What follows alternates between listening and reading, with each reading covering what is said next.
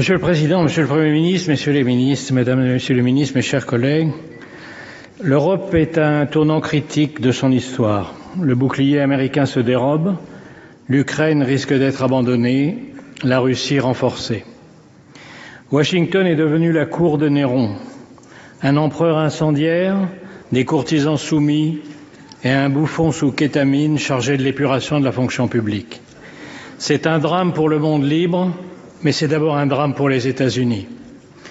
Le message de Trump est que rien ne sert d'être son allié puisqu'il ne vous défendra pas, qu'il vous imposera plus de droits de douane qu'à ses ennemis et vous menacera de s'emparer de vos territoires tout en soutenant les dictatures qui vous envahissent.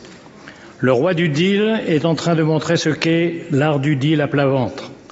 Il pense qu'il va intimider la Chine en se couchant devant Poutine, mais Xi Jinping, devant un tel naufrage, est sans doute en train d'accélérer les préparatifs de l'invasion de Taïwan. Jamais dans l'histoire un président des États-Unis n'a capitulé devant l'ennemi. Jamais aucun n'a soutenu un agresseur contre un allié. Jamais aucun n'a piétiné la Constitution américaine, pris autant de décrets illégaux, révoqué les juges qui pourraient l'en empêcher, limogé d'un coup l'état-major militaire, affaibli tous les contre-pouvoirs et pris le contrôle des réseaux sociaux. Ce n'est pas une dérive illibérale, c'est un début de confiscation de la démocratie. Rappelons-nous qu'il n'a fallu qu'1 mois, 3 semaines et 2 jours pour mettre à bas la République de Weimar et sa Constitution. J'ai confiance dans la solidité de la démocratie américaine et le pays proteste déjà.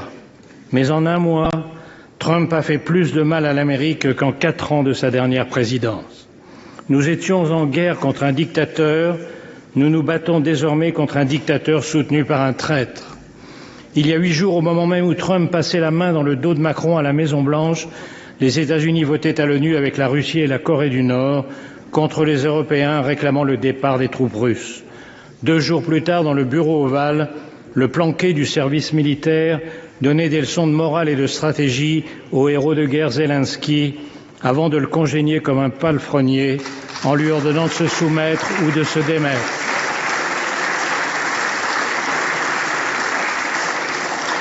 Cette nuit, il a franchi un pas de plus dans l'infamie en stoppant la livraison d'armes pourtant promise.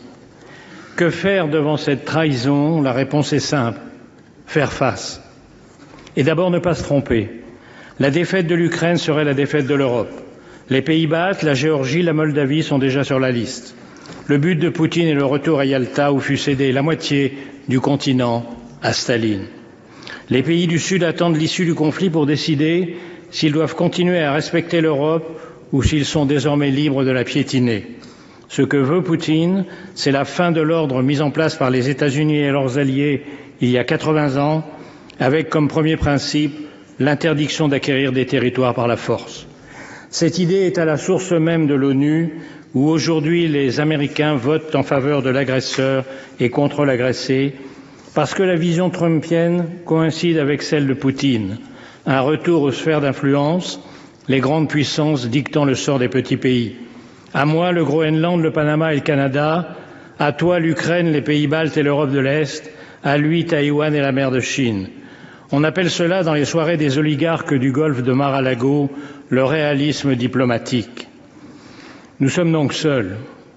Mais le discours selon lequel on ne peut résister à Poutine est faux. Contrairement à la propagande du Kremlin, la Russie va mal.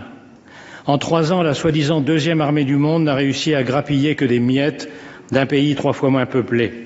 Les taux d'intérêt à 25%, l'effondrement des réserves de devises et d'or, l'écroulement démographique montrent qu'elle est au bord du gouffre. Le coup de pouce américain à Poutine est la plus grande erreur stratégique jamais commise lors d'une guerre.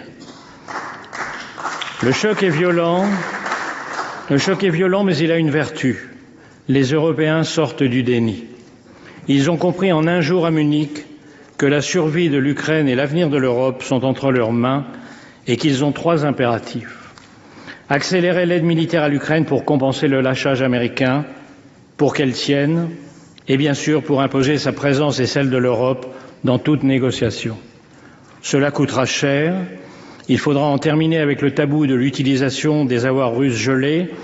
Il faudra contourner les complices de Moscou à l'intérieur même de l'Europe par une coalition des seuls pays volontaires, avec bien sûr le Royaume-Uni. En second lieu, exiger que tout accord soit accompagné du retour des enfants kidnappés, des prisonniers et de garanties de sécurité absolue. Après Budapest, la Géorgie et Minsk, nous savons ce que valent les accords avec Poutine. Ces garanties passent par une force militaire suffisante pour empêcher une nouvelle invasion. Enfin, et c'est le plus urgent, parce que c'est ce qui prendra le plus de temps, il faut rebâtir la défense européenne négligée au profit du parapluie américain depuis 1945 et sabordée depuis la chute du mur de Berlin. C'est une tâche herculéenne, mais c'est sur sa réussite ou son échec que seront jugés dans les livres d'histoire les dirigeants de l'Europe démocratique d'aujourd'hui. Friedrich Merz vient de déclarer que l'Europe a besoin de sa propre alliance militaire. C'est reconnaître que la France avait raison depuis des décennies en plaidant pour une autonomie stratégique. Il reste à la construire.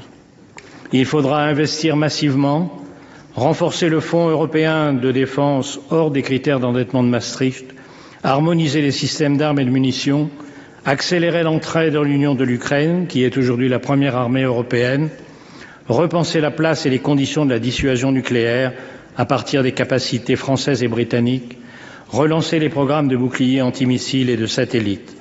Le plan annoncé hier par Ursula von der Leyen est un très bon point de départ. Et il faudra beaucoup plus.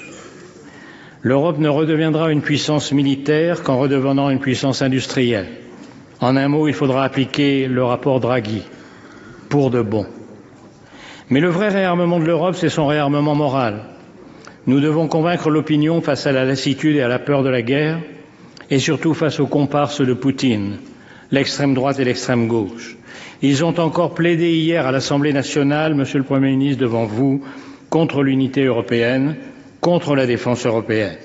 Ils disent vouloir la paix. Ce que ni eux ni Trump ne disent, c'est que leur paix, c'est la capitulation, la paix de la défaite, le remplacement de De Gaulle-Zelensky par un Pétain ukrainien à la botte de Poutine, la paix des collabos qui ont refusé depuis 3 ans toute aide aux Ukrainiens. Est-ce la fin de l'Alliance atlantique? Le risque est grand, mais depuis quelques jours, l'humiliation publique de Zelensky et toutes les décisions folles prises depuis 1 mois ont fini par faire réagir les Américains. Les sondages sont en chute, les élus républicains sont accueillis par des foules hostiles dans leurs circonscriptions, même Fox News devient critique. Les Trumpistes ne sont plus en majesté, ils contrôlent l'exécutif, le Parlement, la Cour suprême et les réseaux sociaux, mais dans l'histoire américaine, les partisans de la liberté l'ont toujours emporté. Ils commencent à relever la tête. Le sort de l'Ukraine se joue dans les tranchées, mais il dépend aussi de ceux qui, aux États-Unis, veulent défendre la démocratie et ici de notre capacité à unir les Européens, à trouver les moyens de leur défense commune et à refaire de l'Europe la puissance qu'elle fut un jour dans l'histoire et qu'elle hésite à redevenir. Nos parents ont vaincu le fascisme et le communisme au prix de tous les sacrifices. La tâche de notre génération est de vaincre les totalitarismes du XXIe siècle. Vive l'Ukraine libre, vive l'Europe démocratique.